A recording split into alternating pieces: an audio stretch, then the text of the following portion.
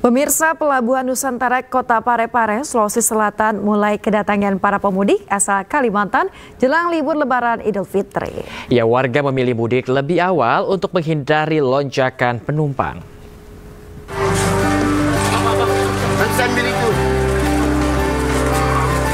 Ribuan penumpang kapal asal Kalimantan tiba di dermaga Pelabuhan Nusantara Kota Parepare, Sulawesi Selatan dengan menggunakan KM Lambelu milik PT PLD.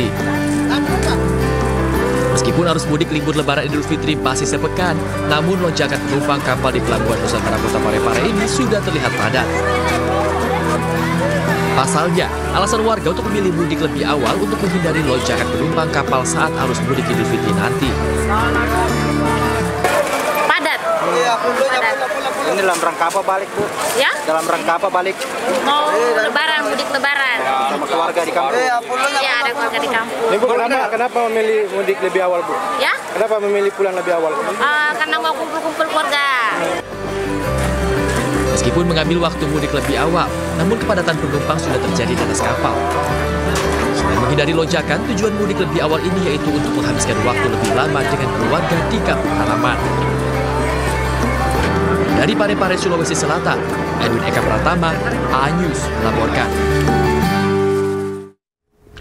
Pemirsa, ada yang menarik di Gorontalo, di mana ada sebuah festival obor dan karnaval budaya yang memeriahkan Malam Nuzulul Quran. Sementara di Kota Palangkaraya, pemirsa, puluhan ribu masyarakat antusias menyambut Malam Nuzulul Quran dengan bersolawat.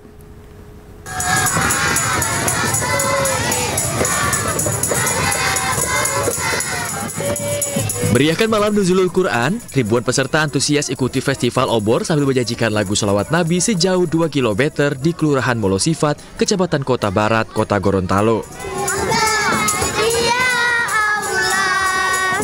Sebanyak 1.446 obor yang dibuat sesuai dengan tahun Hijriah pada Ramadan tahun ini dari peserta tingkat SD, SMP, SMA, hingga mahasiswa. Pelaksanaan pawai obor semakin meriah dengan karnaval budaya. Panitia juga menyajikan 7.000 cup cola kepada peserta maupun masyarakat yang berkunjung menyaksikan acara tersebut. Tahun ini berkolaborasi dengan Mersingen, kemudian karnaval budaya, serta dari MTQ Kecamatan Kota Barat dan juga remaja masjid Kota Barat. Sementara itu, puluhan ribu masyarakat antusias memeriahkan Kalteng Bersolawat 2025 pada Malam Nuzulul Quran di halaman Istana Isen Mulang, Palangkaraya, Kalimantan Tengah.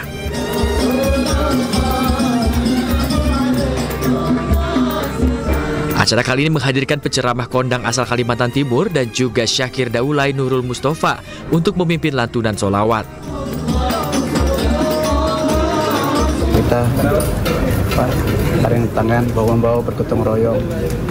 Setelah di sini bahasa sini, kayaknya disimpai untuk membangun Kalimantan. Jadi harapan saya kita berpikir ke depan, kita lupakan masa lalu, warna-warni hilangkan. Ya kami berdua, kami PD Pertua juga ada sekarang jadi gubernur Kalimantan, bukan untuk kelompok dan golongan tertentu. Malam Nuzulul Quran tak hanya sebagai pengingat untuk mendekatkan diri kepada Allah Subhanahu wa Ta'ala, tetapi juga untuk mengamalkan nilai-nilai yang terkandung di dalam Al-Quran untuk diimplementasikan ke kehidupan sehari-hari. Tim Liputan, A-News melaporkan. Pemirsa, meski Hari Raya Idul Fitri 1446 Hijriah masih 2 pekan lagi, namun sejumlah warga mulai berburu perhiasan emas di salah satu toko emas di Pasar Kota Serang, Banten. Waduh, ini warga mengaku membeli emas perhiasan ini selain untuk investasi, juga untuk dipakai di hari Lebaran nanti. Jelang Lebaran, fenomena toko emas dibanjiri pembeli selalu terjadi. Salah satunya juga terjadi di toko emas yang berada di Pasar Rau, Kota Serang, Banten. Ya, karena tradisi menjaga gengsi saat Idul Fitri belum berubah di sebagian masyarakat. Dan emas menjadi salah satu perhiasan yang seolah wajib dikenakan saat Lebaran. Selain menunjang penampilan, logam mulia juga memperlihatkan tingkat kesuksesan pemakainya. Saat dikonfirmasi, sejumlah pembeli mengaku sengaja membeli emas untuk digunakan saat Lebaran nanti sekaligus sebagai investasi. Beli baru. Beli apa itu? Beli kalung, gelang, tadi ada cincin sama ada anting di sini. Buat simpenan investasi. Dipakai tapi nggak semua mungkin. Kalau harga emas itu nggak stabil ya, jadi dia akan naik terus. Jadi buat investasi cocok sih. Beli emas sedikit ini. Jual apa beli? Jual separuh langsung beli lagi. Buat persiapan apa itu? Buat istri, buat persiapan lebaran. Belajar dari Ramadan tahun sebelumnya, pemilik toko perhiasan akan memajang perhiasan lebih banyak di etalase sehingga pembeli bisa dengan leluasa memilih. Selain itu, biasanya pihak toko akan memberikan souvenir guna menarik pelanggan dan meningkatkan penjualan. Dari Serang, Banten, Mahesa Apriandi, iNews melaporkan. Pemirsa, selamat menaikkan ibadah sholat subuh untuk Anda yang berada di wilayah Jakarta dan sekitarnya. Kita kembali di iNews Pagi. Pemirsa, Jakarta merupakan salah satu kota yang dipenuhi situs bersejarah. Masjid Cut Mutia dan beberapa masjid lainnya menyimpan cerita penyebaran Islam di Jakarta.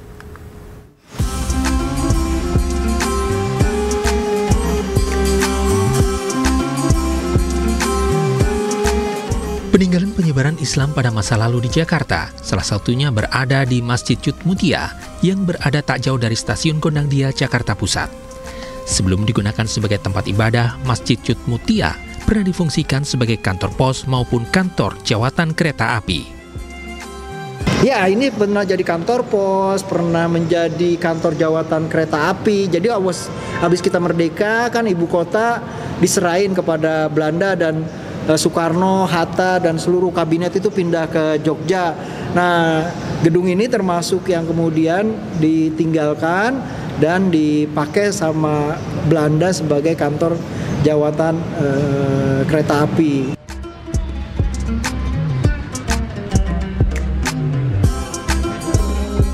Selain Masjid Cut Mutia, ada beberapa masjid lainnya yang menjadi saksi penyebaran Islam di Jakarta pada masa lalu, seperti Masjid Sunda Kelapa dan Masjid Amir Hamzah di Kompleks Taman Ismail Marzuki, Menteng, Jakarta. Bahwa pengalaman hari ini bisa berhenti sejenak, merenung sejenak, dan juga membawa kita kontemplasi sejenak bahwa banyak hal di sekitar kita yang sebenarnya bisa bercerita. Saat bulan suci Ramadan, masjid yang menyimpan sejarah perkembangan Islam ini digunakan sebagai pesantren kilat, iktikaf, pembagian takjil, hingga berbagai kajian. Dari Jakarta, Rani Sanjaya, iNews melaporkan. Kita ke informasi selanjutnya, pemirsa. Sejumlah aktivis bertemu dengan pimpinan dan anggota Komisi 1 DPR membahas revisi Undang-Undang TNI. Para aktivis menyampaikan sejumlah catatan kritis agar fungsi TNI tetap dalam jalur pertahanan profesional dan juga memastikan supremasi sipil. Nah, antara lain kami menyampaikan catatan tentang yang pertama, tentang pentingnya memastikan fungsi TNI, tugas pokok dan peran TNI tetap ada dalam jalur pertahanan. Tentara tetap dikembangkan sebagai tentara modern dan profesional. Dan yang terpenting juga adalah tentara tetap berada di dalam kontrol supremasi sipil. Karena itu pasal-pasal yang kami bahas tadi harus diarahkan untuk memastikan tegaknya supremasi sipil, tegaknya negara hukum, tegaknya tentara yang profesional, tentara yang modern, dan juga supremasi sipil. Misalnya yang pertama mengenai jabatan-jabatan sipil bagi anggota TNI aktif. Kami mempersoalkan apabila ada anggota TNI aktif yang duduk di jabatan sipil di luar urusan pertahanan. Misalnya dalam penanganan masalah narkotika atau dalam konteks penanganan cyber tapi tanpa ada keterangan pertahanan cyber. Pemirsa, DPR dan pemerintah sepakat membawa revisi Undang-Undang TNI ke paripurna. Keputusan diambil usai seluruh fraksi sepakat dalam rapat Komisi 1 DPR bersama pemerintah pada Selasa siang.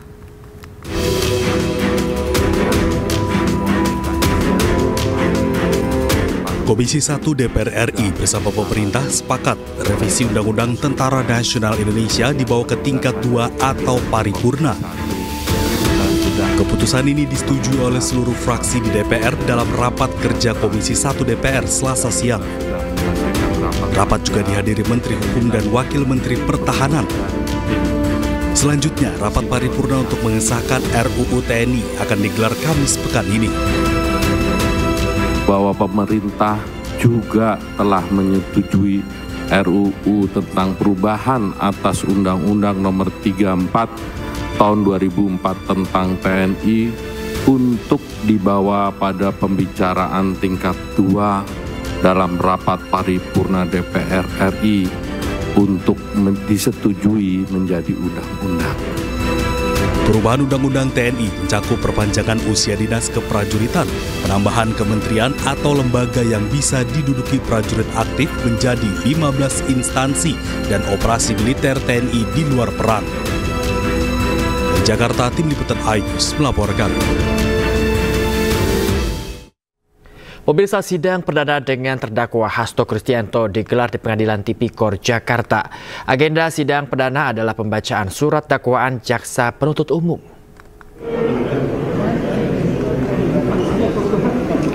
Sekjen PDI Perjuangan Hasto Kristianto menjalani sidang perdana sebagai terdakwa dugaan perintangan penyidikan perkara korupsi Harun Masiku di Pengadilan Tipikor Jakarta Selasa siang.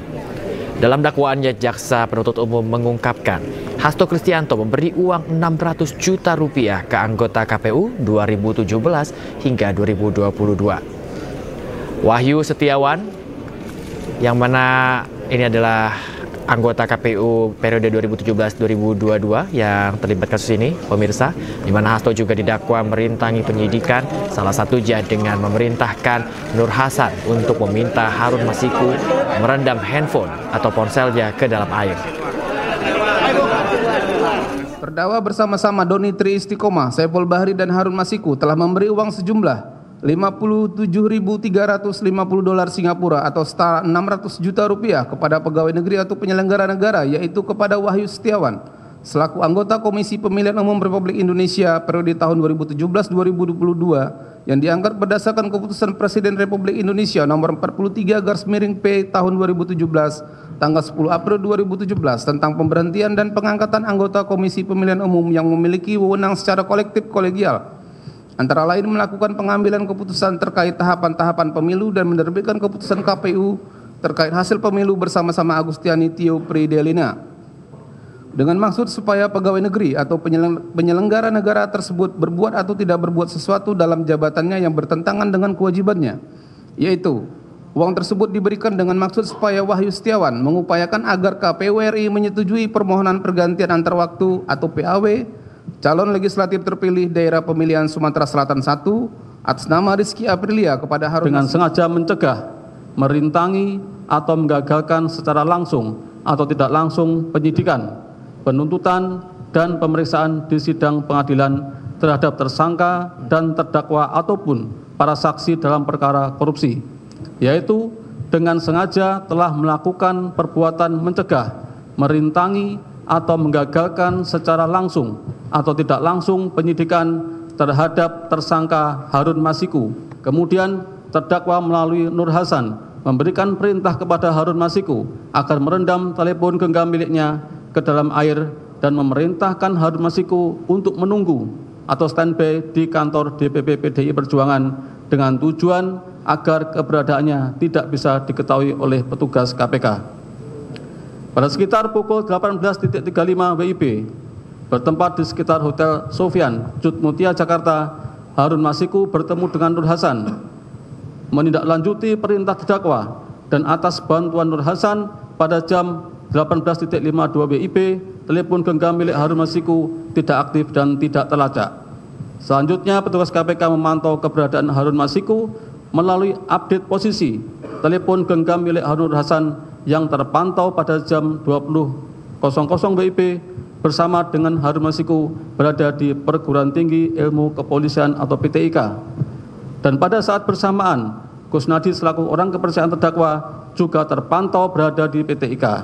Kemudian petugas KPK mendatangi PTIK namun tidak berhasil menemukan Harun Masiku.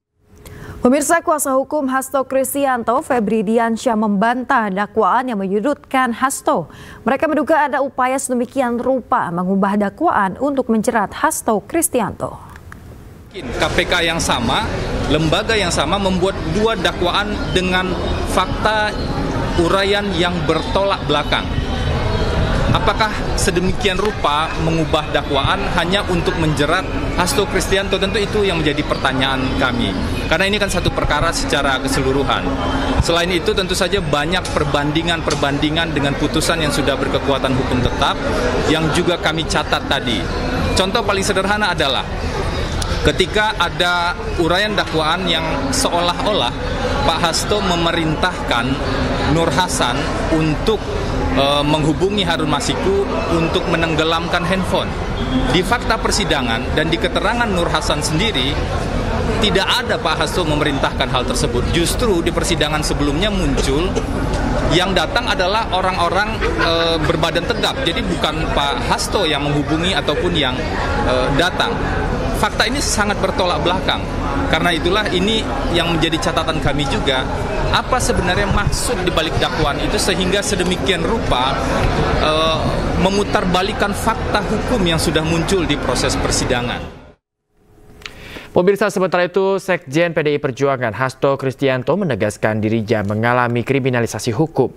Hasto meyakini kasusnya didaur ulang untuk kepentingan politik tertentu. Dia punya hak untuk bicara. Tidak ada yang disambungkan. Dia punya hak untuk bicara. Oke, siap. Ya, gimana Pak Hasto? Oke, Pak, siap. Baik, terima kasih teman-teman pers dan seluruh masyarakat Indonesia atas perhatian yang diberikan di dalam persidangan ini. Saya telah mendengarkan dengan seksama, dengan cermat seluruh surat dakwaan yang tadi dibacakan oleh penuntut umum, dan dari situlah saya semakin meyakini bahwa ini adalah kriminalisasi hukum. Kriminalisasi! Bahwa ini adalah pengungkapan suatu pokok perkara yang sudah inkrah, yang didaur ulang karena kepentingan politik di luarnya. Karena itulah saya mengikuti seluruh proses hukum ini dengan sebaik-baiknya. Karena kami percaya bahwa keadilan akan ditegakkan. Dan untuk itulah Republik Indonesia ini dibangun dengan pengorbanan jiwa dan raga yang luar biasa dari para pahlawan bangsa, rakyat yang tidak berdosa, yang menyerahkan nyawanya, semuanya demi untuk membangun suatu negara hukum. Tanpa adanya supremasi hukum, tanpa adanya suatu keadilan, dan ketika suatu proses hukum yang sudah inkrah bisa didaur ulang kembali, maka kita, Republik ini tidak akan berdiri kokoh. Jangankan untuk membangun, menghadirkan investor, ketika tidak ada supremasi hukum, semuanya akan menjadi sia-sia. Semoga ini menjadi suatu pelajaran yang terbaik, bahwa cita-cita menegakkan hukum yang berkeadilan adalah cita-cita seluruh anak bangsa kita. Terima kasih. Satyam Eva. Pemirsa, Wakil Ketua DPR RI Sufmi Dasko Ahmad langsung mendatangi Bursa Efek Indonesia setelah laju indeks harga saham gabungan atau IHSG mengalami penurunan hingga 6%. Pemirsa, turunnya IHSG hingga menyentuh 6% pada penutupan perdagangan sesi pertama Senin menyebabkan Bursa Efek Indonesia langsung melakukan penghentian perdagangan sementara setelah penurunan menyentuh 5%. Meski demikian, pada pembukaan perdagangan kedua, IHSG kembali mulai mengalami kenaikan. Dari sebelumnya turun 6%, kini 3%. Kedatangan anggota DPR ke Bursa Efek Indonesia sebagai bentuk dukungan dan meyakinkan kepada para pelaku pasar agar dapat tetap tenang serta meminta pemerintah untuk mengambil langkah secara cepat agar pasar saham dapat kembali meningkat. Rekan-rekan media sekalian, jadi menyikapi pembekuan otomatis dari akibat koreksi dari indeks harga saham gabungan 5% yang memang otomatis dan bukan baru kali ini saja terjadi, dan sudah pernah pada waktu COVID dan lain-lain. kami pada hari ini melakukan kunjungan untuk support dan meyakinkan kepada pasar untuk tetap tenang. Bahwa kemudian kami akan mendukung pemerintah untuk hadir dan mengambil langkah-langkah yang dianggap perlu dalam tempo yang cepat-cepatnya untuk mengembalikan pasar supaya stabil.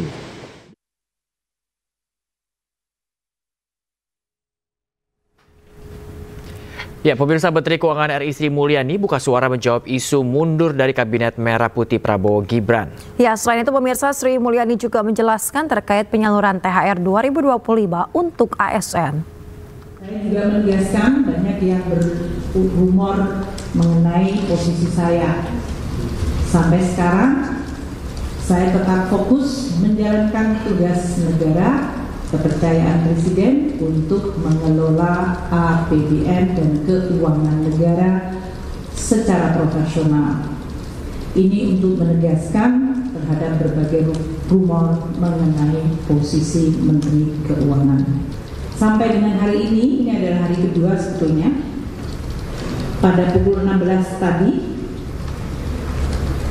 untuk penyaluran THR 2025, aparatur negara pemerintah pusat sudah terrealisasi pembayaran THR sebesar 11 triliun 569 miliar atau lebih persisnya 11 triliun 569,12 miliar rupiah. Berapa banyak ASN dari pemerintah pusat yang telah menerima? Jumlah penerima THR sampai dengan pukul 4.16 tadi adalah 1.911.402. Pemirsa, MNC Peduli dan MNC Land menyalurkan buku bacaan cerita dan mengajak anak-anak sekolah dasar negeri Pangarakan 2, Desa Serogo, Cigombong, Kabupaten Bogor, Jawa Barat untuk ikuti kegiatan literasi lainnya. Ya, kegiatan ini merupakan langkah MNC Land dalam meningkatkan kreativitas dan menumbuhkan minat membaca bagi anak-anak di sekitar kawasan ekonomi khusus MNC Lido City.